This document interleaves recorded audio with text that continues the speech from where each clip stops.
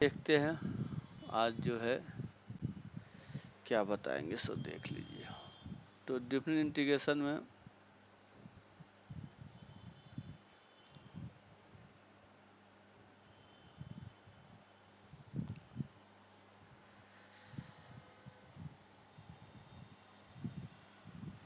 लिखिए properties of different integration.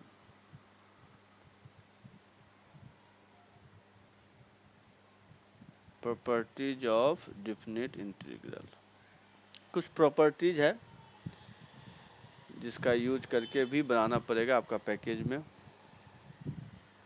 तो वो देखिए। पहला प्रॉपर्टी लिखिए कि फर्स्ट क्या है। तो फर्स्ट है कि अगर a to b F X D X, तो इसको हम लिख सकते हैं a to b F T D T. कहने का मतलब ये हुआ कि हम x dx का निकाले 0 से 1 या t dt निकाले, दोनों का आंसर सेम ही होगा। तो केवल वेरिएबल का नाम बदलने से इंटीग्रेशन की वैल्यू नहीं बदलेगी, तो ये ध्यान रखिएगा। तो ये है इसका फर्स्ट प्रॉपर्टीज, इसको लिख लीजिए।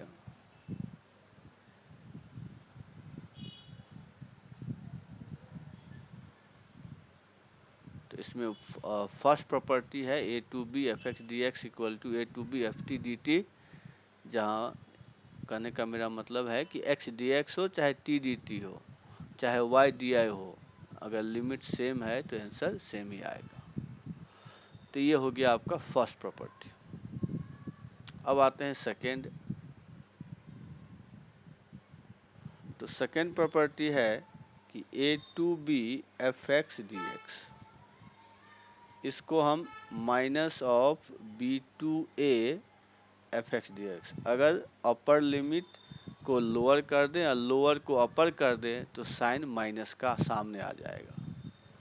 जैसे अगर 0 to 1 एक्स डी एक्स 1/2 होगा तो 1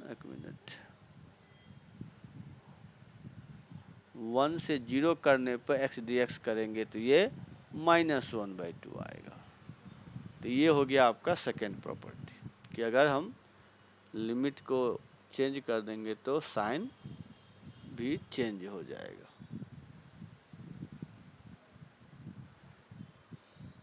तो ये हो गया आपका सेकेंड प्रॉपर्टी। अब बताइए सबको आ गया समझ में? किन्हीं को प्रॉब्लम है तो बता दीजिए। क्या बोले हैं? फर्स्ट पेज एक बार फिर से दिखा दीजिए। फर्स्ट पेज, हाँ देखिए यहाँ से शुरू किए हैं। ओके सर, हो गया सर। ठीक है, देख ये हो गया सेकेंड प्रॉपर्टी। अब आते हैं थर्ड नंबर। थर्ड नंबर है कि A to B F X D X. अगर मान लेते हैं यहाँ ए है यहाँ बी है और इसके बीच में अगर सी है, तो इसको हम ऐसे भी लिख सकते हैं A to C F X D x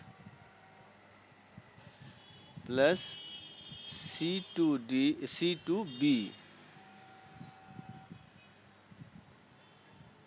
F X D X. तो ऐसे भी हम लिख सकते हैं।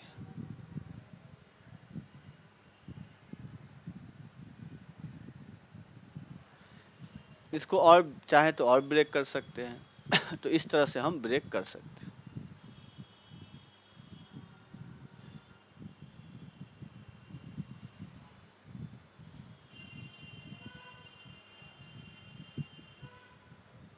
सर सी जो है वो ए और बी का मिड पॉइंट मतलब कोई मिडिल भी, का होना चाहिए ना। हाँ बीच में होना चाहिए, कहीं भी मतलब ये नहीं।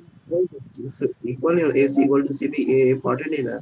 नहीं नहीं, कहीं भी रहेगा, उसमें ये कोई नहीं है कि यहीं रहा। Okay sir. चलिए अब आते हैं इस पे क्वेश्चन, देखिए कैसे ये थोड़ा सा क्यों ऐसा हम बताएं। तो जैसे कि आपको अगर आ जाए मॉड एक्स का इंटीग्रेशन निकालना -1 to 1। तो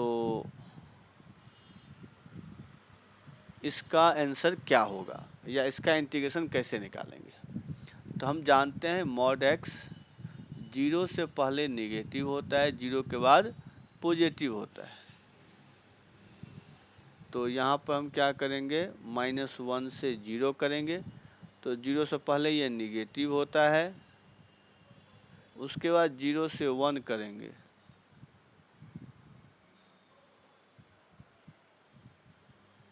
उसके बाद यहाँ पर x dx।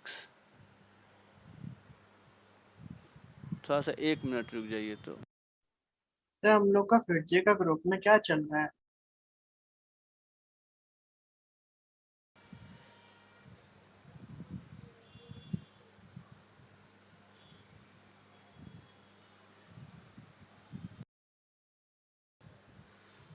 चलिए, कोई बच्चा जो है वो सब टाइप कर दिया आप लोगों के ग्रुप में। यस सर, वो ऑडियो मैसेज देख के समझ आ गया। हाँ हाँ, वो बच्चा जो है सो कोई। चलिए ठीक है, अब आते हैं।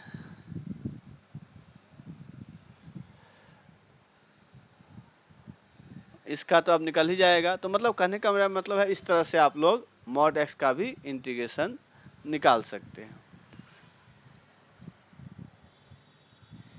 ठीक है, इतना तक समझ में आ रहा है? तो चलिए अब मैं एक क्वेश्चन देता हूँ क्या इसका। मतलब? हाँ बोलिए अनुराग। माइनस एक्स लिया क्या? ये -x लिए हैं, ये -x है। अब क्यों लिए समझ में आया ना, क्योंकि 0 से पहले नेगेटिव होता है इसीलिए। तो नेगेटिव और नेगेटिव पॉजिटिव हो जाएगा, समझ हाँ, अब 0 से 2 मॉड x - 1 dx, इसका आंसर बताइए क्या होगा?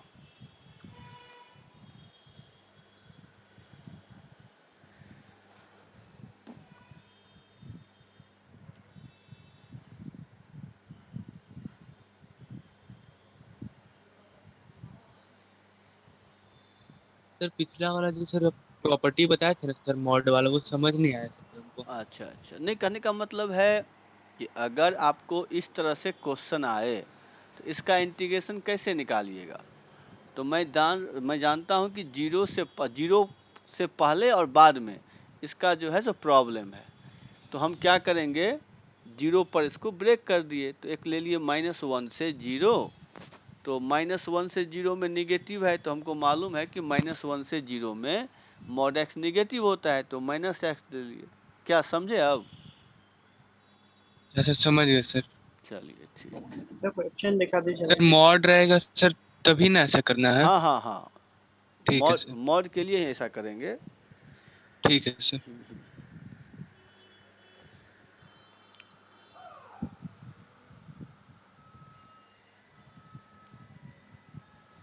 चलिए अनुराग, आपका ये ठीक है, भेजिए आंसर। तो इसका हमको नहीं मालूम, बनाएंगे तो देखेंगे। अब तब तक जिनका हो जा रहा है बना के भेजिए।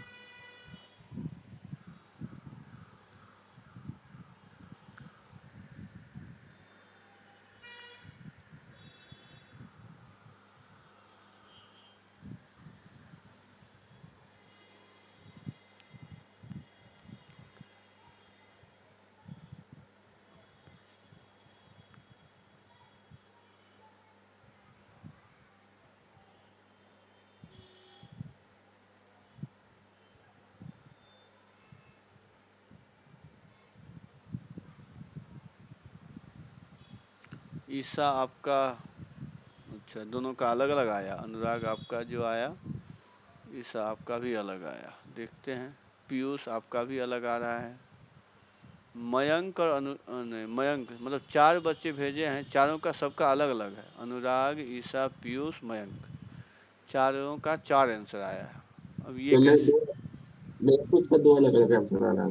हाँ, मुकुंद 5 आंसर आ गया। वाह, एक क्वेश्चन के 5 आंसर।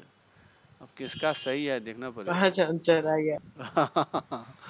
एक क्वेश्चन के 5 आंसर आ गया। अब देखते हैं किनका सही हुआ है। चलिए आप लोग सबने बना, भेजे आपको? चलिए हम बनाते हैं। हाँ, सब भेजे हैं, लेकिन सबका आंसर, अब किसी का मैच कहता ना बोले आंसर सही।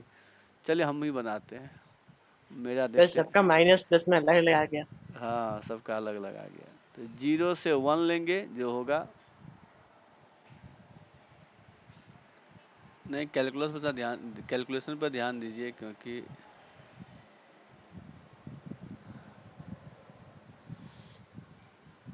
तो पीयूष और मुकुंद आप दोनों का तो मैच किया है, अब देखते हैं सर क्या। मेरा दो अलग अलग आंसर आ रहा था, इस वाले से तो जो दूसरा भेजा है वो अलग है।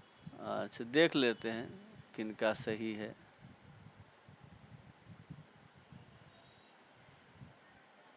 वो तो तुरंत निकल जाएगा, ये तो हो जाएगा 1/2 माइनस 1, और ये हो गया तो 4/2, तो ये 2 माइनस 2 हो गया, और माइनस 1/2 प्लस 1। सर वैसे तो जीरो हो जाएगा, 2/2 अनुराग जीरो। आपका सही है आंसर, आपका 1 आएगा ना आंसर। कैसे बन ही आया था। हाँ अनुराग आपका सही सर है। हाँ बोलिए। सर आप मॉड को पहला वाला में नेगेटिव कैसे कर दिए सर? सर जीरो के बाद ही है ना सर, 1 और 2 दोनों? नहीं नहीं नहीं, ये ध्यान रखिए, अब यहाँ पर देखिए, जैसे मॉड x में इसका इसको 0 करने पर आपका x 0 आ रहा था, तो इसीलिए ये 0 से पहले नेगेटिव था, पॉजिटिव था, और जब यहाँ पर x माइनस 1 आएगा तो 1 पर ना ये 0 होगा, तो 1 के बाद पॉजिटिव होगा, 1 से पहले नेगेटिव होगा। अब समझे? तो इसीलिए सर मतलब एक्स के वैल्यू के हिसाब से सर, हाँ हमको लगा हाँ, लिमिट का जो वैल्यू है ना जीरो, उसके हिसाब से ना करेंगे। ना ना ना, उसके हिसाब में उसको पहले 0 करके निकाल लीजिए कि कहाँ पे 0 हो रहा है, उससे पहले नेगेटिव होगा, उसके बाद पॉजिटिव, या नहीं तो नंबर लाइन बना लीजिएगा कि 1 पे 0 है, अब इसमें x के जगह पर जैसे 1 के बाद कोई नंबर रखिए 2, तो 2 से पॉजिटिव आ रहा है तो पॉजिटिव, इससे पहले रखिए 0 तो निगेटिव, तो ये कंसेप्ट है। जी जी, जी, समझ गए। ठीक है, सब समझ गए कि सर नहीं? सब आ गया समझ में, किन्हीं को प्रॉब्लम तो नहीं है? -1 होगा ना? क्यों? ये 1/2 आया और ये कैंसिल हो गया, ये भी तो 1/2 आया, तो 1/2 प्लस 1/2, तो 1/2 1 होगा ना, समझे? बोलिए। Yes sir. चलिए ठीक है, अब आते हैं नेक्स्ट क्वेश्चन, आइए।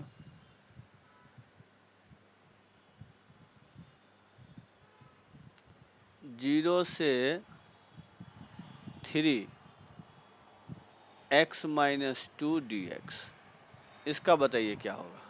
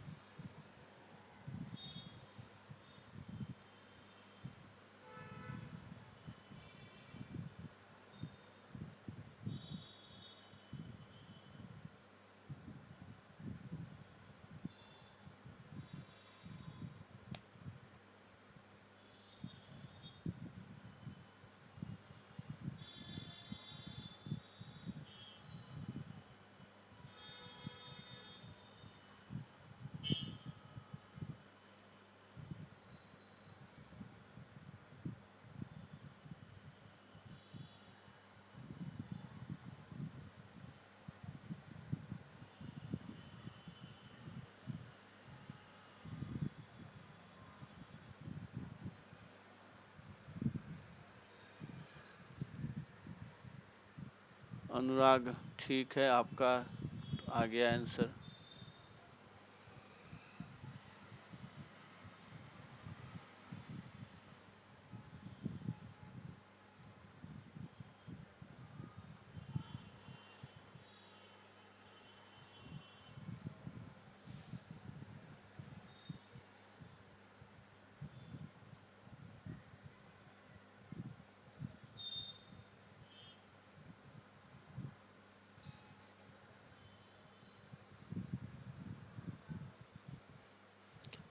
मयंक, इस बार आप दोनों का आंसर तो एक ही आया है, तो यही होना चाहिए।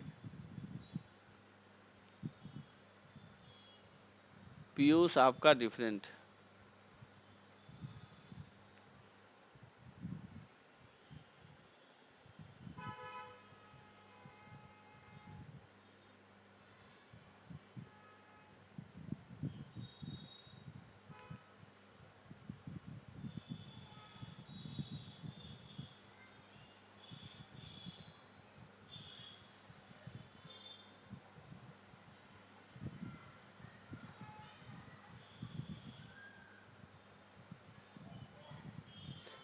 उसके बाद ईसा आपका भी गलत आ रहा है।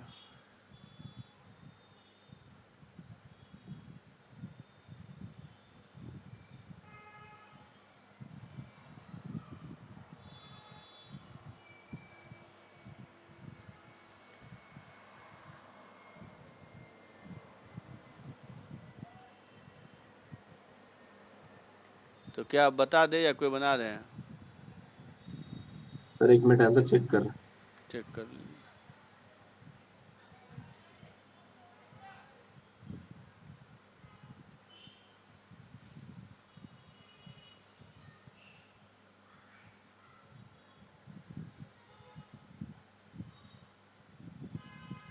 सर 1 मिनट गलती हो गया था, फिर से बना रहे। अच्छा बनाइए।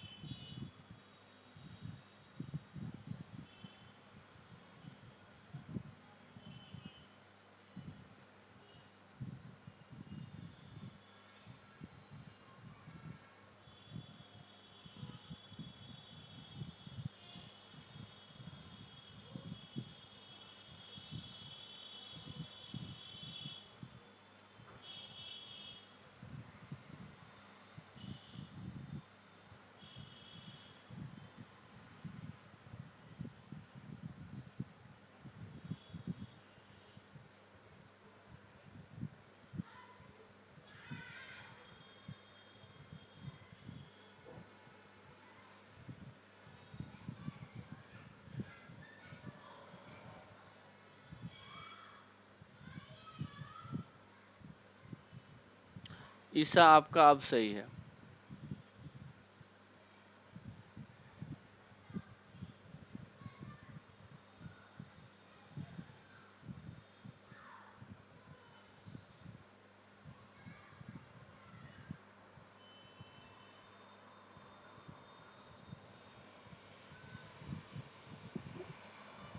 सर बता दे अब। पीयूष आपका तो नहीं है, आपका तो सबसे अलग आ रहा है। देखिए कैसे बनेगा।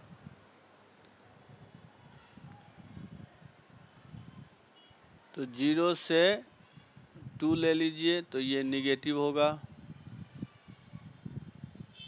और फिर 1 मिनट,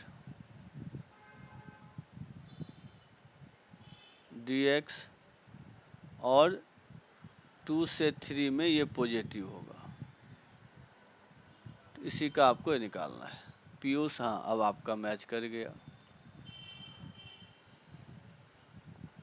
अब इसका इंटीग्रेशन निकालते हैं। तो x²/2 - 2x 0 से 2 और x²/2 - 3x 2 से 3। तो ये 2 हो गया, ये 4 हो गया। 0 पर तो 0 ही होगा। और ये हो जाएगा 9/2 - 9 - 2 + 6 सर -6 होगा ना वहाँ पर। -6 क्यों होगा? +6 हो जाएगा ना सर साइन। आप x - 3 dx लिख दिए सर। x फिर x - 2 होगा सर। अच्छा तो एक मिनट हाँ तो यहाँ 2 पर से 3 जो लिमिट है ना सर, वहाँ पे। हाँ वो देखिए ये गलती हो गया। ऐसे ही गलती हो जाता है। यहाँ पे 2 था ना तो हम 3 क्यों लिख दिया? तो इसका मतलब 9/2 -6 और वहाँ पे लास्ट में होगा +4। हाँ ये दोनों गलत हो गया इसका मतलब। तो यहाँ पर -6 और यहाँ पे +4। तो अब कितना आएगा? तो ये तो 2 हो गया और ये हो जाएगा आपका ये हो गया कितना? -8 और +4 तो -4 तो ये 0.5 तो ये आ गया 2.5। तो यही आंसर है, देख लीजिए। ठीक है, सब समझ गए? किन्हीं को प्रॉब्लम है तो बता दीजिए। चलिए ठीक है। तो इस तरह से हम लोग बनाएंगे। अच्छा एक चीज़ आप लोगों को बताए थे कि नहीं, ग्रेटेस्ट इंटीजर बताए हैं कि नहीं बताए हैं? ग्रेटेस्ट इंटीजर फंक्शन क्या सर। सर? हाँ ग्रेटेस्ट इंटीजर फंक्शन। नहीं सर, आप तो नहीं बताया वो नहीं सर। मीटिंग में अच्छा तो चलिए ये देख लीजिए बताया। ग्रेटेस्ट इंटीजर क्या होता है। तो ये होता है अगर एफ एक्स इक्वल टू मतलब एक्स होता है ना, जैसे मान लीजिए 4.1 को क्या तो लिखते हैं हम, 4 4 प्लस 0.1, तो इसी को बोलते हैं इंटीजर पार्ट, इसी को बोलते हैं फ्रैक्शनल पार्ट। एफ का मतलब फ्रैक्शनल, तो ग्रेटेस्ट इंटीजर यही हो गया ग्रेटेस्ट इंटीजर। तो इसको मान लीजिए ऐसे लिखते हैं, अगर एक्स कोई नंबर है तो ग्रेटेस्ट इंटीजर और प्लस फ्रैक्शनल एक्स। मतलब आज के समय में मान लीजिए कि हम बोले कि 4 रुपीज़ 20 पैसे, तो 4 क्या हो गया ग्रेटेस्ट इंटीजर, पैसे क्या हो गया फ्रैक्शनल एक्स। तो इसमें से ये जो होता है वही होता है ग्रेटेस्ट इंटीजर एक्स। तो इसका वैल्यू जैसे आज इसको समझने के लिए सबसे बेस्ट है कि आज के मार्केट में अगर आप 4 रुपीज़ 60 पैसे लेके जा रहे हैं तो आप कितना मैक्सिमम खर्च कर सकते हैं, 4 रुपीज़ 60 पैसे का कोई वैल्यू है ही नहीं। तो इसका मतलब इंटीजर वैल्यू क्या हो गया, ग्रेटेस्ट इंटीजर 4 हो गया। तो ग्रेटेस्ट इंटीजर ये हम जब भी बिग ब्रैकेट ऐसे लिखा हो और जब तक मतलब कॉमा देके फिर लिखा होगा कि इस तरह से कि इज ग्रेटेस्ट मतलब GIF हम लिखते हैं, लेकिन वहाँ लिखा होगा ग्रेटेस्ट इंटीजर फंक्शन, तो तभी आप समझिएगा कि ये ग्रेटेस्ट इंटीजर है। तो इसका मतलब क्या होता है वो समझ लीजिए कि अगर x 0 से 1 के बीच में है तो इसका इंटीजर वैल्यू क्या होगा, 0 होगा। अगर ये 1 से 2 के बीच में है तो इसका इंटीजर वैल्यू कितना होगा, 1 हाँ इसका इंटीजर वैल्यू 1 होगा। अगर 2 से 3 के बीच में है तो इसका इंटीजर वैल्यू 2 होगा। तो इसी तरह से बढ़ते जाएगा। 3 से 4 के बीच में है तो इसका इंटीजर वैल्यू हो जाएगा 4। और अगर -1 से ये 0 के बीच में है तो इंटीजर माइनस वैल्यू हाँ -1 स्टार्टिंग वाला है, बस ये याद रखिएगा। अगर -2 से नंबर लाइन हाँ लेफ्ट वाला वैल्यू। हाँ लेफ्ट वाला, तो इसका आंसर हो जाएगा -2। जैसे अगर आ जाए -1.5 इसका आंसर होगा -2, -2.7 तो इसका मतलब -3। तो इस तरह से ये सब होता है।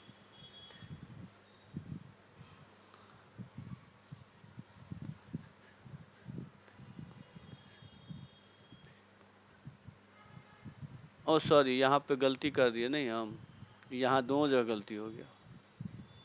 यहाँ पे 2 होगा, यहाँ 3 होगा, ये गलती हो गया था। ठीक है, समझ गए आप लोग। सर हाँ सर सेकंड लास्ट और लास्ट एग्जांपल जो है सर, मतलब मान ये लीजिए -1.5 की जगह अगर -1.3 रहता तो 1 ये -1 हो जाता। तो 1.3 होता तो तब भी इसका -2 होगा ना। ये देखिए कि किस दो इंटीजर के बीच में है, तो उसमें जो पहले है उसका हमने क्या बोला कि जो भी यहाँ लिखा है वो देखना है वो किसी दो इंटीजर के बीच में होगा, तो उसमें जो लेफ्ट वाला होगा वो आंसर होगा। समझ गए अब, नहीं समझे। नहीं समझे? अच्छा ये बताइए -1.3 किस दो इंटीजर के बीच में है, बोलिए। सर -2 और -1। -1, तो उसमें छोटा कौन है, -2। तो वो आंसर हो गया। अच्छा समझ गए सर। हाँ वही चीज़ है, किसके इन बीच में है उसमें छोटा कौन है। इसका ग्राफ देख लीजिए, कुछ इस तरह से होता है। इसका ग्राफ जो होता है कि 0 से 1 में, 0 यहाँ ये 1 ऐसा, फिर आपका 1 से 2 में इस तरह का, फिर 2 से 3 में इस तरह का, फिर 3 से 4 में इस तरह, ऐसे ही बढ़ते जाएगा। और निगेटिव में फिर इस तरह से सर नहीं -1, समझ रहा।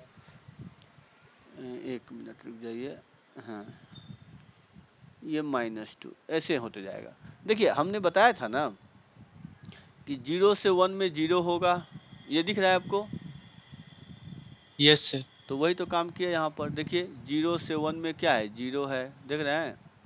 1 पे तो 1 होता है, तो इसलिए ऊपर भाग गया। ये ओपन ब्रैकेट का मतलब सर्कल जो बनाया है ये इसका मतलब क्या, 1 पे ये नहीं है, 1 पे कहाँ आ गया, 1 पे यहाँ आ गया। फिर 1 से 2 में क्या होगा, तो 1 होगा, ये पॉइंट आपका 1 है। इसी तरह से 2 से 3 में 2 होगा, 3 से 4 में ये 3 होगा। समझ रहे हैं अब? Yes sir. -1 -2, तो इस तरह से ग्राफ होता है इसका। तो ये हो गया आपका इंटीजर। इसको याद रखिएगा, आगे भी काम पड़ेगा। ये हम छूट गया था बताना, अभी यहाँ पर काम पड़ता तो याद आ गया। चलिए ग्राफ बना लिए, ये एक्स एक्सिस, ये वाई एक्सिस। एक सेकंड हाँ सर। हाँ देख लीजिए।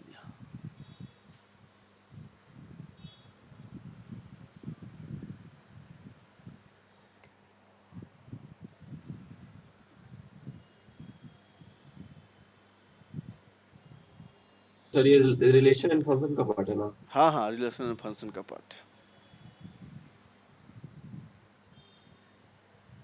सर इंटीग्रेशन खत्म हो गया?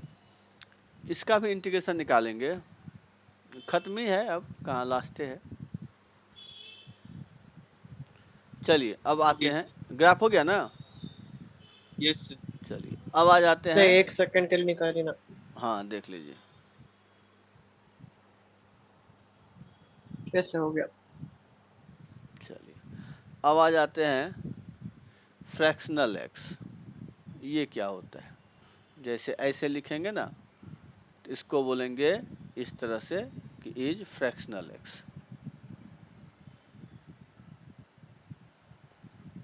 Fractional part of x.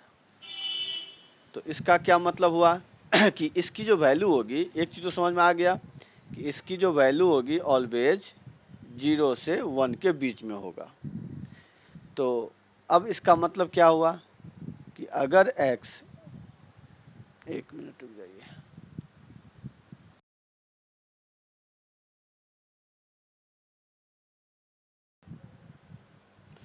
तो अब अगर f लिख लीजिए यहाँ पर कि x जो है अगर 0 से 1 होगा तो फ्रैक्शनल x आपका क्या होगा, सॉरी x हो जाएगा। फ्रैक्शनल x क्या होगा, x होगा। अगर ये 1 से 2 में होगा तो फ्रैक्शनल x क्या होगा, कोई बता सकते हैं? सर पहले पार्ट में 0 हो जाना चाहिए था ना? ना 0 से 1 में। अच्छा इसकी बात बताइए, इसका जो है इसमें हम बोलेंगे कितने पैसे हैं, तो 0 पैसे हैं क्या? नहीं सर। रुपया ना 0 है, पैसे तो यस 20 पैसे हैं। समझ में आ यस रही सर। बात? हाँ, तो इसीलिए यहाँ इसका मतलब क्या, यहाँ पर जो था वही आ गया। अगर 0.5 लेंगे इसका मतलब क्या, ये 0.5 होगा। अगर मैं 0.9 लूँ तो ये क्या होगा, 0.9 होगा। इसीलिए 0 से 1 में जो आपका अंदर में है वही बाहर आ जाता है। इसीलिए यहाँ x था तो यहाँ भी x आ गया। अब सर तो बताए, नीचे -1 हो गया। हाँ इसका x-1 होगा, सही समझे, इसका होगा x-1। क्या आप सब समझे कैसे होगा x-1? No sir. अच्छा यस सर। चलिए, तो अब नहीं समझे तो मैं बता देता हूँ, देखिए। तो इसका देख लीजिए, अगर हम बोले कि 1.2, इसमें कितने पैसे हैं, इंटीजर को छोड़ दीजिए। सर 0.2। हाँ 0.2, तो इसका मतलब क्या हुआ, इसमें -1 कर दिए, किए ना, तो इसीलिए इसमें भी -1 कर दिए। हाँ सर समझ, -2 करेंगे ना? हाँ सिंपल सी बात है, नेक्स्ट में -2। तो अगर यहाँ पे 2 से 3 हो तो x-2 करेंगे, इसी तरह से बढ़ते जाएगा। अगर ये 3 से 4 हो तो इसका वैल्यू क्या होगा, x-3 होगा। अगर निगेटिव में जाएंगे तब क्या होगा, बताइए, कोई बता सकते हैं कि -1? प्लस हाँ तो यहाँ पर अब प्लस हो जाएगा, x+1। -2 में जाएंगे तो x+2 होगा। हाँ तो इसी तरह से होते जाएगा। तो इतना सब लिख लिए। अब इसका ग्राफ देख लीजिए। तो इसका ग्राफ में ग्रेटेस्ट इंटीजर फंक्शन का ही ग्राफ होगा ना, जब फर्स्ट ना पहला ना और ना, लास्ट। इसका ग्राफ वैसे कैसे होगा, इसका तो वैल्यू ऑलवेज 0 से 1 ही होगा ना। तो आप अच्छा क्या हाँ। करेंगे, हाँ ऐसा पहले बना लीजिए, ये y इक्वल टू 1 हो गया, ये ओरिजिन हो गया, ये y इक्वल टू 1 हो गया, तो y इक्वल टू 1। हाँ, तो यहाँ पे क्या होगा देख लीजिए, पहले तो y इक्वल टू x होगा, ठीक है, फिर x 1 होगा, फिर आपका इसी तरह से होते जाएगा। Yes sir. हम्म,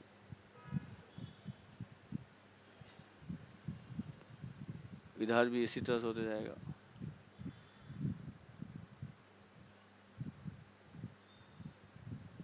सर इस फंक्शन का नेम क्या है सर?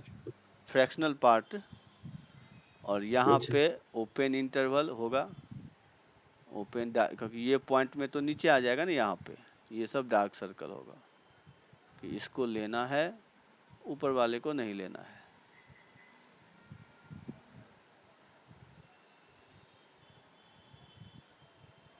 ये हो गया 1 2 3 4, -1 -2 -3, ये हो गया y इक्वल टू x, ये हो गया y इक्वल टू x -1, ये हो गया y sir equal to x -2। हाँ बोलिए। सर जीरो भी हम लोग काउंट करेंगे?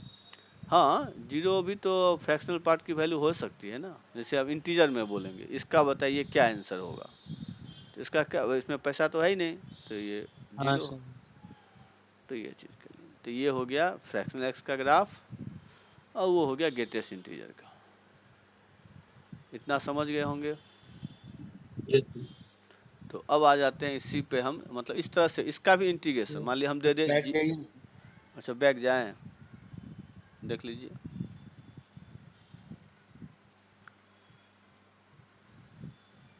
सर तो 3 4 सब तो सर ये सर इंटीजर वैल्यू हुआ ना सर, फ्रैक्शन तो नहीं हुआ। नहीं, इसलिए ना देखते हैं, हर एक 1 पे भी जीरो है, 2 पे भी जीरो है, 3 पे भी जीरो है, 4 पे भी जीरो है, -1 पे भी जीरो है, देख रहे हैं ना, सब पे जीरो है, ठीक है।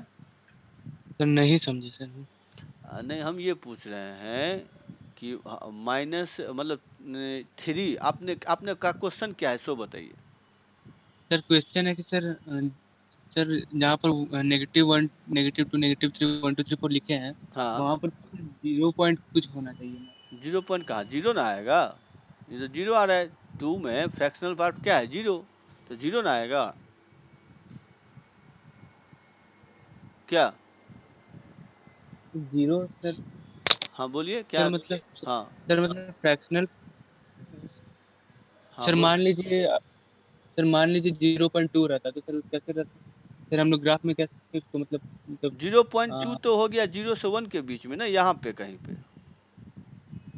तो वहाँ पे 0.2 होगा आंसर, समझे। हाँ सर समझ गए।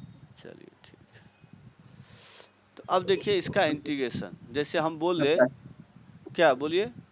सर फ्रैक्शनल फंक्शन का जो जनरल इक्वेशन लिखेंगे, हाँ तो उसमें f(x) is equal to x minus greatest integer function x वगैरह। हाँ हाँ, मतलब ये तो पहले ही बता दिए कि x इक्वल टू इंटीजर और प्लस फ्रैक्शनल, ये होता है। तो फ्रैक्शनल x को आप लोग ऐसे भी लिख सकते हैं, x माइनस इंटीजर, ये तो लिख ही सकते हैं। Okay sir. सर एक बार और बैक जाइए ना। बोलिए।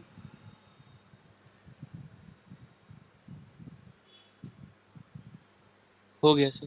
ठीक, तो अब देख लीजिए इंटीग्रेशन में सबका भी यूज पड़ेगा, जैसे हम दे देंगे इंटीजर x dx 0 से लेके 4, इसका इंटीग्रेशन निकालना है, तो कैसे निकालेंगे, तो हम कर देंगे 0 से 1। अब 0 से 1 में इंटीजर 0 होता है, उसके बाद फिर 1 से 2, 1 से 2 में इसकी वैल्यू 1 होता है, फिर 2 से 3, इसमें इसकी वैल्यू 2 होती है, और फिर 3 से 4, 3 से 4 में इसकी वैल्यू 3 होगी, तो ये तो 0 हो जाएगा, और ये हो जाएगा x, 1 से 2, ये 2 बाहर कर लीजिए, तो ये भी x, 2 से 3, ये 3, यहाँ भी x, 3 से 4, तो कहने का मेरा मतलब है इस तरह से आप इजीली कैलकुलेट कर सकते हैं। तो आ गया 6 आंसर। देखिए क्या आप लोग समझे या नहीं समझे कि ग्रेटेस्ट इंटीजर का भी इंटीग्रेशन सर हम नहीं लोग। समझ पाए। हाँ, तो ये तो क्वेश्चन समझ गए। क्वेश्चन क्या है, इसका यस सर। इंटीग्रेशन निकालना। ठीक, तो हम जानते हैं कि इंटीजर जो है वो हर एक इंटीजर पे ब्रेक हो जाएगा, वैल्यू उसकी बदल जाती है। 0 से 1 में 0 होती है, 1 से 2 में 1 होगा, 2 से 3 में 2 होगा, 3 से 4 में 3 होगा। इतना समझ गए अनुराग? Yes sir. इसका मतलब है हमको हर एक इंटीजर में इसको ब्रेक करना है। तो हम 0 से 1 गए, फिर 1 से 2 गए, फिर 2 से 3 गए, फिर 3 से 4 गए। इतना समझे? Yes sir. हाँ, अब देखिए 0 से 1 में इसकी इंटीजर वैल्यू, ग्रेटेस्ट इंटीजर का वैल्यू कितना होता है? 0 तो वो 0 पुट कर दिए। फिर 1 से 2 में 1 फिर 1 पुट कर दिए। 2 से 3 में 2। अब समझे? Yes sir. और किन्हीं को प्रॉब्लम है तो नहीं से क्लियर है। हाँ, इंटीजर का इंटीग्रेशन ऐसे निकालिएगा जब भी आए। तो अगर फ्रैक्शनल में आ जाए, मान लीजिए 0 से 2 फ्रैक्शनल एक्स, तो इसको भी आप इस तरह से पहले निकाल लीजिएगा। कैसे निकालेंगे? तो इसको इंटीजर में कन्वर्ट कर लीजिएगा। 0 से 2x minus integer x dx, उसके बाद 0 से 2x dx, इसको अलग कर लीजिएगा।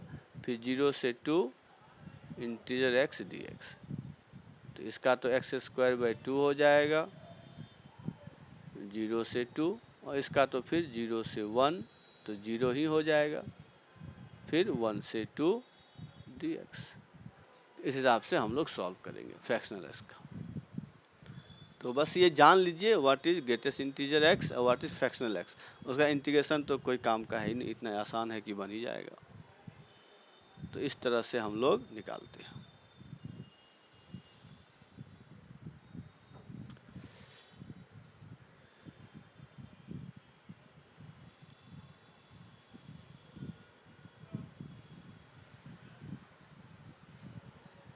ठीक है, समझ गए?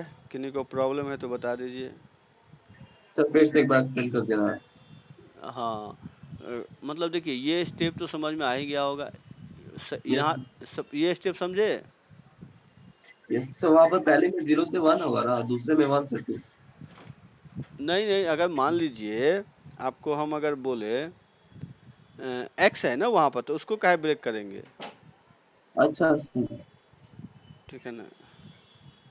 तो जनरल इक्वेशन लेकर ब्रेक किया है ना। हाँ हाँ, वो बात है। ठीक है चलिए अब आते हैं। सर, एक बार लिख लेंगे। हाँ, लिख लीजिए इसको।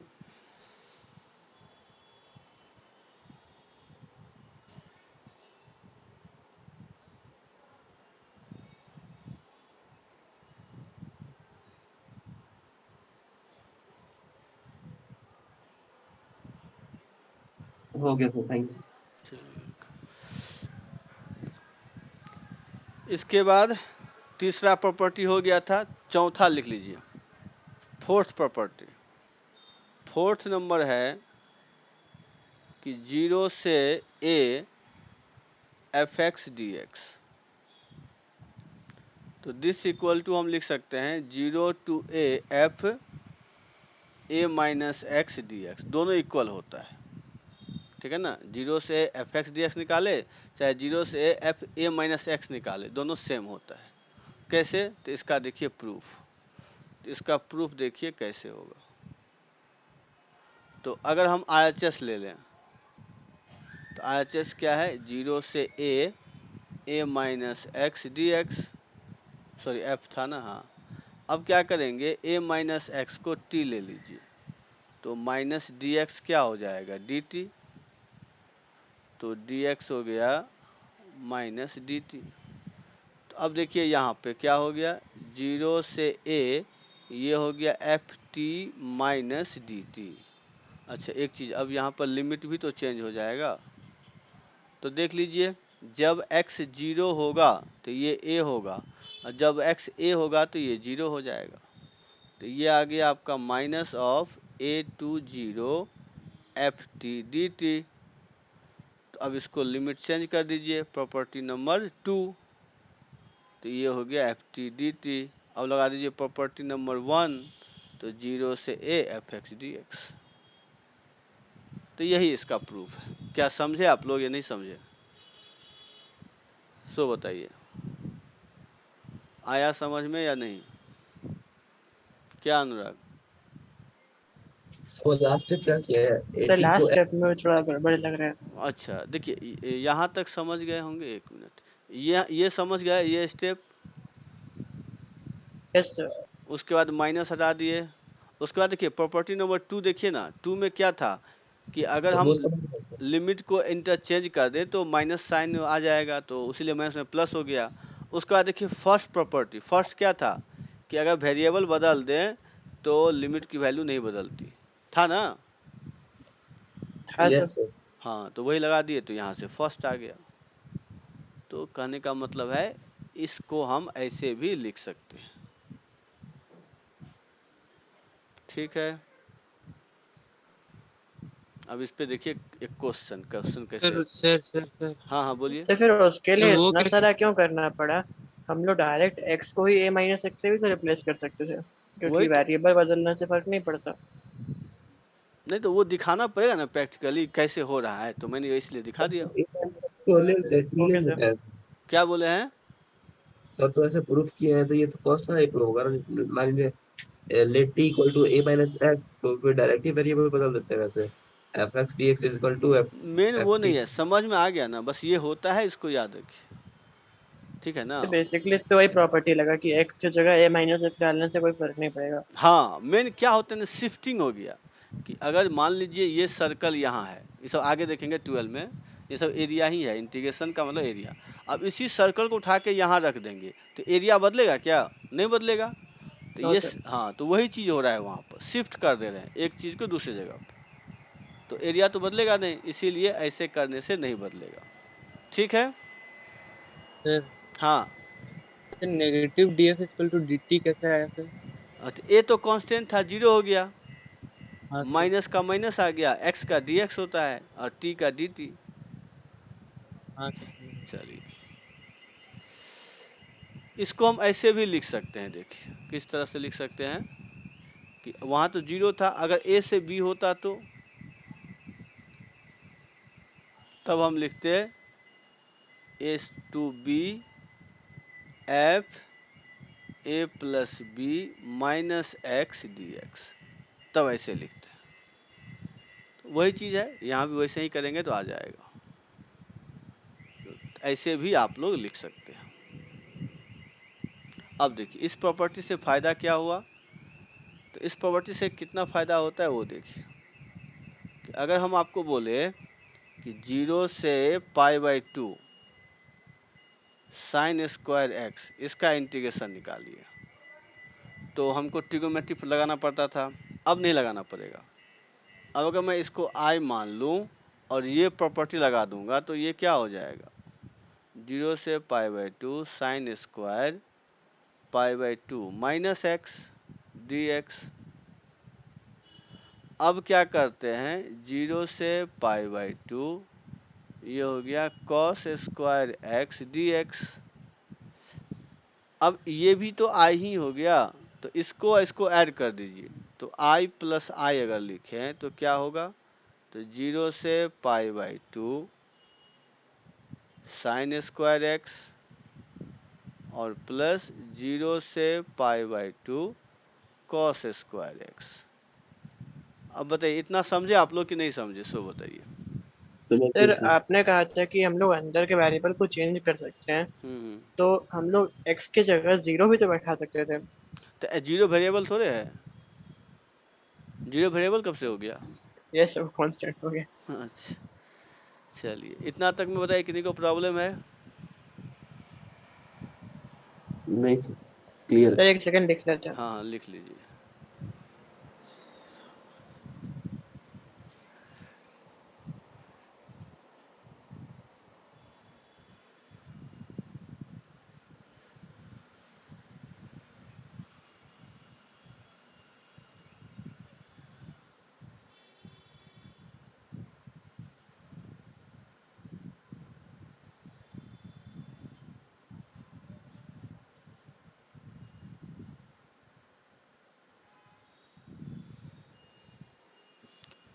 हो गया अनुराग कि लिख रहे हैं? हो जाएगा बता दीजिएगा। लास्ट वाला लिख रहे हैं सर। लिखो, हो जाएगा बता दीजिएगा।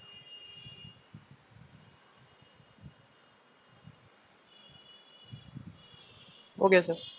चलिए अब इसके बाद देख लीजिए, तो यहाँ पे क्या होगा, 2i इक्वल टू 0 से π/2 sine square X plus cos square X dx।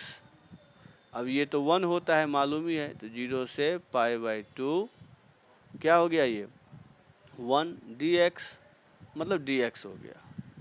तो इसका तो π/2 आ जाएगा, तो i इक्वल टू हो गया π/4। तो कोई ट्रिग्नोमेट्री फॉर्मूला नहीं लगाना पड़ा, डायरेक्टली हम निकाल लिए। क्या समझे आप लोग या नहीं समझे, सो बताइए। समझ गया सर। सर बैक पेज पे जाइए फिर से। इसका मतलब लिखते नहीं हैं, यही हुआ। बैक पेज का मतलब जानते हैं, लिखते नहीं है। और लिखते नहीं है तो समझ लीजिए आपको कुछ नहीं समझ में आ रहा है। नहीं सर लिख लिए सर, वो ये नहीं समझ आया सर। हाँ साइन स्क्वायर dx के बाद सर इक्वल टू आप साइन स्क्वायर π/2 माइनस एक्स कैसे किए? अच्छा, ये फार्मूला तब क्या समझे आप, ये मैं कैसे लिख दिया, ए को a माइनस एक्स लिखा, यस सर। एक्स को, तो वही चीज़ था, समझे। यहाँ पे मेरे पास क्या था, a है π/2, तो π/2 माइनस एक्स। चलिए अब देखिए, अगर हमको ऐसा आ जाए कि देखिए जो जो इंटीग्रेशन नहीं निकल सकता है, कि अगर दे 0 से π/2 ln tan x, इसका आंसर क्या होगा, आप लोग ट्राई करिए, तो बनेगा आप लोगों से या बता ही दे। सर ट्राई कर लेते हैं। कर लीजिए, तो इसका आंसर बताइए क्या होगा, ln tan x dx।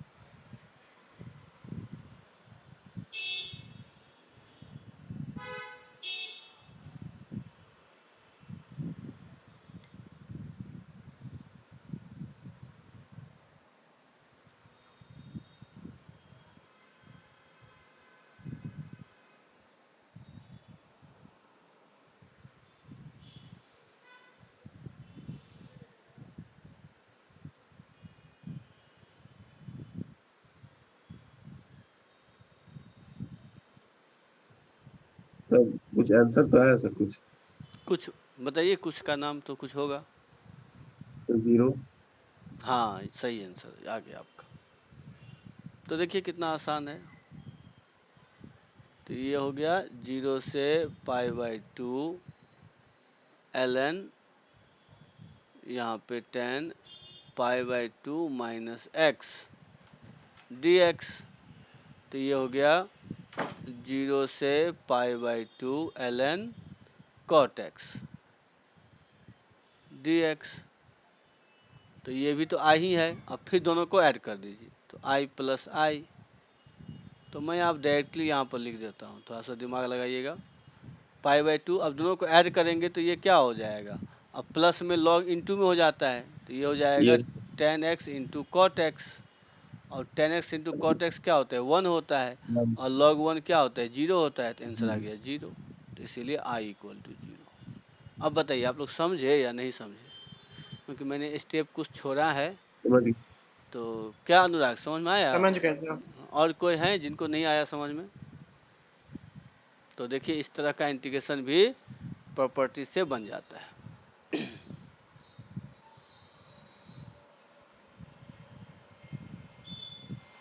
चलिए अब आते हैं नेक्स्ट क्वेश्चन, कि अगर आपको देखिए इस तरह का क्वेश्चन आए कि 0 से π/2 1/1 + 1 √10x।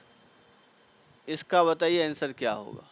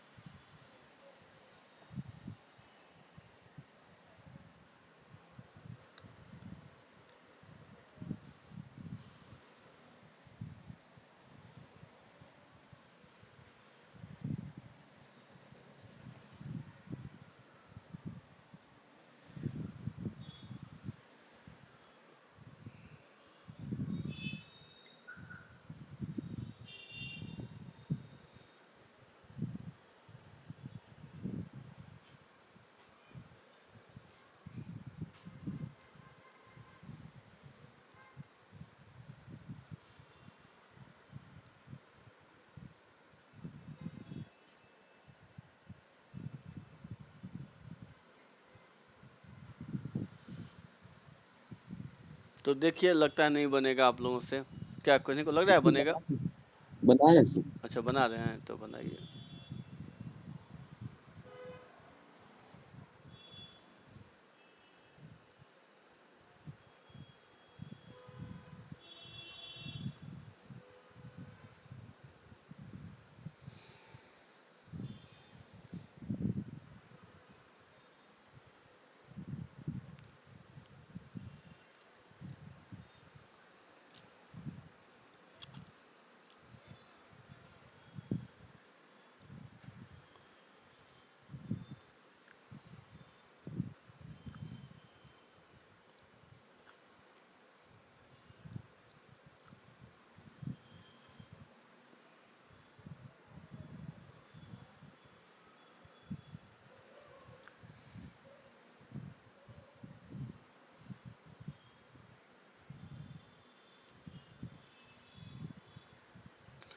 चलिए देख लीजिए, इतना बड़ा नहीं है, इसको ऐसे कर लीजिए। ये सब बहुत ही छोटा क्वेश्चन है। इसको देखिए ऐसे लिख सकते हैं, √cos x divided by √sin x plus √cos x dx। अब इसको i ले लीजिए। अब लगाइए प्रॉपर्टी, तो 0 से π/2। π/4 आ रहा है। हाँ सही है। तो cos π/2 minus x dx divided by √sin π/2 minus x plus √cos π/2 minus x। तो अब देखिए यहाँ से क्या लिख सकते हैं इसको, 0 से π/2 √sin x divided by √cos x plus √sin x। अब दोनों को ऐड कर दीजिए, तो i प्लस i, देखिए करेंगे, इन दोनों को ऐड करिए, इन दोनों को, तो देखिए ये 1 आ जाएगा, और 0 से π/2, तो इसका इंटीग्रेशन π/2 आएगा, तो i = π/4। क्या समझे आप लोग या नहीं समझे? बोलिए। समझ गए। तो इस तरह से सिंपल बन जाता है। तो ये भी आपका एक प्रॉपर्टी है जिसके बेसिस पे हम लोग कर सकते हैं। सर हम इसको टैन के टर्म्स में ले गए थे बहुत दूर तक, लेकिन हाँ, हम समझ रहे थे इसीलिए। तो एक चीज़, साथ हाँ, ऐसा है। तो एक चीज़ आप याद रखिएगा कि अगर क्वेश्चन हो 0 से a f(x) dx divided bye f(x) plus f(a minus x), तो इसका आंसर डायरेक्ट ही a/2 होगा, सिंपल सा। फिर अगर a to b हो f(x) dx divided bye f(x) plus f(a plus b minus x), तो इसका होगा b माइनस a/2। तो इस सबको आप डायरेक्टली, जैसे ये क्वेश्चन था ना, देख ही रहे थे, इसी फॉर्मेट में था, तो इसका यस डायरेक्ट सर। π/2 है तो π/4 आंसर। तो यही चीज़ है, इस तरह से याद रखेंगे अगर, तो ये सब क्वेश्चन डायरेक्टली बन जाता है। अब प्रूफ तो वैसे ही करना है, एक बार आई ले लीजिए, फिर लगाइए प्रॉपर्टी, दोनों ऐड करेंगे तो दोनों कैंसिल होकर 1 आ जाएगा, तो सिंपल a/2 आएगा, और यहाँ पर भी b - a/2। तो इस तरह से आप डायरेक्टली बना सकते हैं।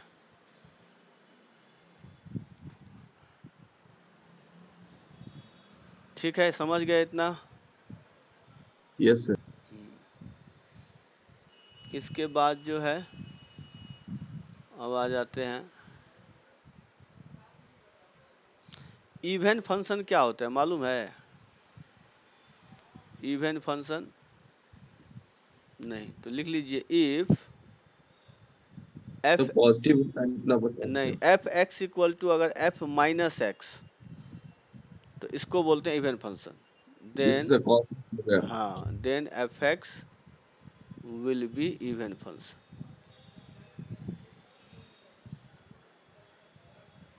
जैसे एग्जाम्पल के तौर पर अगर कॉस ले X. F X equal to अगर कॉस एक्स ले लें, तो एफ माइनस एक्स भी क्या होता है? कॉस एक्स, इसीलिए एफ एक्स इवन फंक्शन है। अगर ले ले F X equal to X square, तो एफ माइनस एक्स क्या हो जाएगा? X square. तो इस तरह के फंक्शन को हम लोग इवन फंक्शन बोलते हैं। तो इसको लिख लीजिए कि इवन फंक्शन क्या होता है।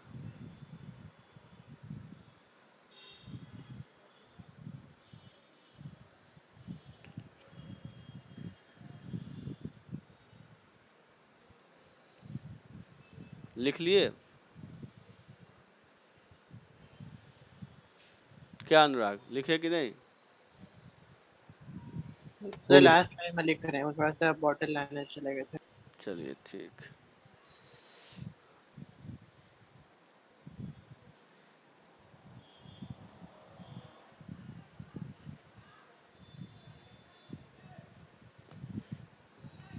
लिख लिया सर। अब आ जाइए, ऑड फंक्शन क्या होता है।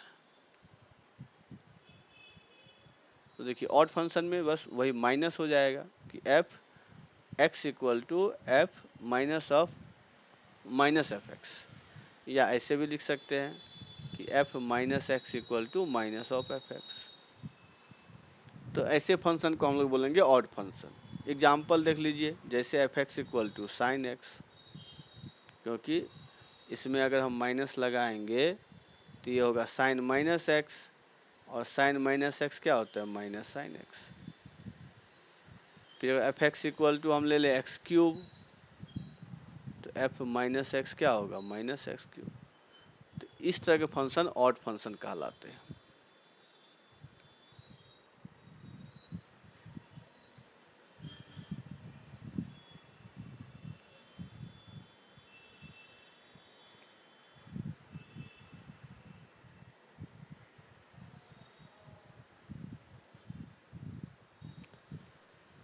ठीक है, लिख लिए होंगे। Yes sir. Yes sir. तो इस पर भी आपका दो प्रॉपर्टी है, वो लिख लीजिए इंटीग्रेशन का। वो प्रॉपर्टी क्या है? फिफ्थ नंबर, कि अगर minus A to A F X D X this equal to twice of 0 to A F X D X, अगर ऐसा लिखते हैं तो यहाँ पर लिखना होगा कि एफ एक्स क्या होगा? If F X is even function.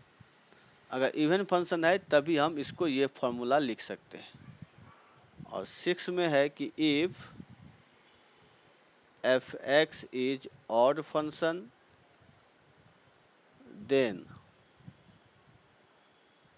Minus A to A F X D X directly 0 हो जाता है ये। तो इवन में 2 से मल्टीप्लाई हो जाएगा।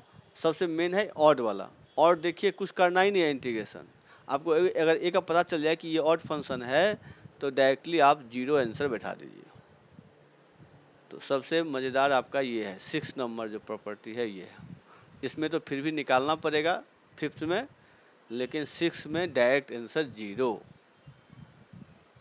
तो इसे देखिए कितना आसान हो जाएगा क्वेश्चन। 6 प्रॉपर्टी पे बहुत लंबे लंबे सवाल दिए जाएंगे। हाँ, आंसर हो जाएगा 0, आंसर पर 0 हो जाएगा। ठीक है, लिख लिए होंगे। Yes sir. चलिए इस पे क्वेश्चन देख लेते हैं। जैसे अगर सिंपल में हम बोल दें कि आप इसका इंटीग्रेशन बताइए, x³ dx फिर sine power 12x plus cos power 12x। अब बोलेंगे इसका -π/2 से π/2 में इंटीग्रेशन निकालिए। तो देखिए रहे ये और फंक्शन है, तो आंसर डायरेक्ट 0 हो जाएगा। बस डायरेक्ट 0, कुछ करना ही नहीं है इसमें। तो आपको अगर पता चल जाए कि ये ऑड फंक्शन है तो डायरेक्टली आप 0 कर सकते हैं। -1 से 1 x ln 1 plus x² dx। अब इसका अगर आ गया तब भी इसका 0, क्योंकि ये भी एक ऑड फंक्शन है। तो अब खाली पता चल जाए कि ऑड फंक्शन है तो डायरेक्टली आप आंसर 0 लिख सकते हैं। तो सेकंड वाला में कैसे पता चला कि ऑड फंक्शन है? नहीं देख रहे हैं, ये तो इवन फंक्शन है ना, तो इवन इनटू ऑड, ऑड होगा ना। सर फर्स्ट वाले एक बार बता दीजिए कैसे डिटरमाइन फर्स्ट देखिए, फर्स्ट में तो ये भी इवन, ये भी इवन, ये एक ही, यही ना ऑड है, यस तो ऑड ही हुआ। सर x ऑड है, ये कहाँ दिया हुआ था नीचे वाला में? x तो ऑड होता ही है ना, fx इक्वल टू x एक ऑड फंक्शन नहीं है यस सर। क्या अनुराग? पता नहीं सर। नहीं पता तो अभी बता देते हैं, उसमें क्या दिक्कत है कि अगर fx इक्वल टू x है तो f माइनस एक्स क्या होगा, माइनस एक्स नहीं होगा। इससे हो जाएगा ऑड फंक्शन। हाँ तो हो गया ऑड फंक्शन। या एक तरीका और है, देखिए 0 क्यों मतलब वो 0 क्यों हो गया इंटीग्रेशन, तो वो भी एक भी ये भी समझिए कि इसका जो ग्राफ होता है वो फर्स्ट और थर्ड में होता है। तो मान लीजिए अगर 0 से हम 1 गए तो 0 से 1 इंटीग्रेशन करने का मतलब क्या, एरिया निकालना, तो ये एरिया आएगा। ऐसे और एरिया कैंसिल हो जा रहा है। हाँ तो ये 0 से 1 एक बार प्लस आ गया, 0 से ये -1 आपका आ गया, तो दोनों कैंसिल हो गया ना। लेकिन इवन में क्या होता है कि यही अब मान लीजिए मॉड x से रहता है तो आपका ऐसे होगा ऐसे होगा, तो -1 से 0 में जितना होगा वही 0 से 1 में होगा, तो इसलिए वहाँ पर 2 से इंटू हो जाता है। ठीक है, तो इसलिए कहा जाता है कि even function symmetric about y axis. ये पॉइंट लिख भी सकते हैं, लिख के रख लीजिए कि even function symmetric about y axis और odd function symmetric about origin. तो इसीलिए ऑड फंक्शन 0 हो जाता है, इवन फंक्शन में 2 से मल्टीप्लाई हो जाता है। ठीक है, ये ध्यान रखिएगा। और एक चीज़ और, ये हाँ बोलिए। हमको ये नहीं समझ आया sir, fx equal to x है हाँ तो सर फिर f minus X equal to minus, फिर fx equal to f minus X कैसे हुआ, ये नहीं समझ आया। ये माइनस होगा, सॉरी यहाँ पर माइनस होगा ना, माइनस साइन छूट गया था, रुक जाइए, ये माइनस होगा, माइनस छूट गया था। ठीक है। और एक चीज़ और याद रखिएगा जो आपको फिजिक्स में काम आएगा वैसे, कि एरिया का फॉर्मूला क्या होता है। तो एरिया का मान लीजिए कोई अब यहाँ पर इस तरह से फंक्शन है और ये ए है ये बी है, इसका एरिया आपको निकालना है। तो इसका एरिया भी इंटीग्रेशन ही होता है, A to B F yes sir. X D X. ये तो शायद बताए होंगे यस सर। फिजिक्स यस वाले सर सर। इसका हाँ, कि ये बहुत छोटा सा स्मॉल एरिया एलिमेंट हम लोग का लेता है। इंटीग्रेशन स्टार्ट ही इसी से हुआ था। हाँ, ये dx हो गया, ये y हो गया, तो स्मॉल da हो गया है क्या, y dx, क्योंकि ये बहुत ही छोटा है अगर तो रेक्टेंगुलर शेप होगा, तो लेंथ इनटू ब्रेथ, फिर उसका इंटीग्रेशन निकाल लीजिए तो हो जाएगा। क्योंकि फिजिक्स में इसके बिना काम ही नहीं बनेगा ना। अभी मोमेंट ऑफ इनर्शिया सर बताएंगे तो उसमें सब में यही आएगा, रोटेशन जब पढ़ेंगे आप, तो फिजिक्स में इसीलिए इसके बिना तो कोई काम ही नहीं पड़ेगा। तो इसीलिए एरिया का ये फार्मूला, इसीलिए उसका इंटीग्रेशन ऑड फंक्शन में बोले थे 0 हो जाएगा। तो चलिए जहाँ तक हुआ हम भी बता दिए, अब आप लोग प्रैक्टिस करिए, जहाँ प्रॉब्लम हो तो बताइएगा। बेसिक मैथ ख़त्म कर दिए, अब जो है स्ट्रेट लाइन, जो अब मेन टॉपिक स्टार्ट होगा। ठीक है, एक तो ट्रिग्नोमेट्री था, उसको अच्छा से देख लीजिए 11th के लिए। और ट्रिग्नोमेट्री वैसे तो पढ़ेंगे फेज 3 में फिर, और उसके बाद स्ट्रेट लाइन से आपका स्टार्ट होगा मेन। 3 में ट्रिग्नोमेट्री कहाँ क्या पर यूज होगा सर? क्या बोले हैं? सर फेज 3 में ट्रिग्नोमेट्री में किस टॉपिक में पढ़ेंगे सर? सोल्यूशन ऑफ ट्रायंगल है ना, ट्रिग्नोमेट्री इक्वेशन है, इन्वर्स पढ़ना है, सब तो उसी में पढ़ना है। ट्रिग्नोमेट्री इक्वेशन, उसके बाद से इन्वर्स, सोल्यूशन ऑफ ट्रायंगल, ये मेन जो क्वेश्चन है, मतलब जो इम्पोर्टेंट टॉपिक है वही ना पढ़ना है। समझ गए पीयूष? Yes sir. चलिए तो ठीक है, अब अच्छा से बनाइए, आज के लिए इतना ही रहने सर एक देते चीज पूछना था हाँ पूछिए। सर। एच सी वर्मा में एक इंटीग्रेशन का एक फॉर्मूला दिया हुआ था, जब खुद से पढ़ रहे थे उससे मैं समझ नहीं आया था, एक बार बता दीजिए ना। तो उसको व्हाट्सअप कर दीजिएगा, हम बता देंगे सर आपको। ऑलरेडी कर चुके हैं क्या था क्वेश्चन? सर, वो एक कोई फॉर्मूला है। हाँ, फार्मूला तो खजाना है, इंटीग्रेशन मतलब फार्मूला का खजाना। अभी तो हमने फार्मूला यस आप लोगों सर। को बताया कहाँ, अभी तो इतना वेरिएशन है, फार्मूला तो बताया ही नहीं आप लोगों को। बस इंटीग्रेशन क्या होता है और कैसे करते हैं वो सब तो हम लोग फिर 12 में पढ़ेंगे। बहुत फार्मूला है, तो आप इसलिए बोले कौन सा फार्मूला है, बताएंगे तब ना। सर उसमें लिखा हुआ है कि अगर F of X D X को कैपिटल एफ ऑफ एक्स के बराबर मानेंगे इंटीग्रेशन को, तो integration of F of C X equal to 1/c of capital F of C X. तो बोले देखेंगे तभी समझ में आएगा, लेकिन आप क्या बोल रहे हैं हमको समझ नहीं आ रहा है, तो इसलिए व्हाट्सअप करिए तो हम कुछ बता सकते हैं। तो मैंने कर दिया, प्लीज आप देख लीजिए ना। अच्छा देख लेते हैं। क्या फिक्स वाइज सर से ये नहीं पूछे आप? सर उस समय याद नहीं आया था, तो फिर अच्छा अब अच्छा बाद में अच्छा, पूछने नहीं अच्छा लग रहा। ये तो आसान है ना, अभी तो हम बताए ही हैं कि हम अगर आपको पूछे कि cos 2x dx, इसका इंटीग्रेशन क्या होता है, बोलिए,